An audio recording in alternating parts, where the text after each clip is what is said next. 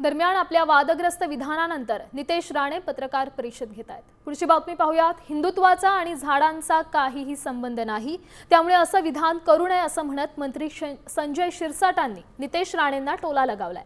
झाडांची काळजी घेणं ही सगळ्यांची जबाबदारी आहे असंही त्यांनी म्हटलंय। तर बकरे ऑक्सिजन देत नाहीत अशी मिसकिल टीका विजय वडेट्टीवारांनी केली। झाडं राखणं ही सर्वांची जबाबदारी पण आहे, परंतु नितेश राणेंनी जे काही वक्तव्य केले कदाचित त्याचं ते वैयक्तिक मत असावं, परंतु असे भडक स्टेटमेंट करून मला या हिंदुत्व आणि झाडं याचा कुठेही संबंध लागत नाही। म्हणून आपण कोणती भूमिका मांडतोय, हिंदुत्वाची मांडतायत का पर्यावरणाची मांडतायत हे कळायला मार्ग दे। म्हणून असे स्टेटमेंट देऊन वातावरणामध्ये आणखीन बिघडेल कशी हा त्यांचा प्रयत्न आहे। नितेश राणेंनी म्हटलं आहे की एकीकडे ईदमध्ये बकरे वगैरे कापतात, तर आता झाडं कापायला त्यांना का असतं? बकऱ्याशी आणि झाडाशी काय संबंध? बकऱ्या ऑक्सिजन देत नाही, ते नितेश राणेला सांगा जरा।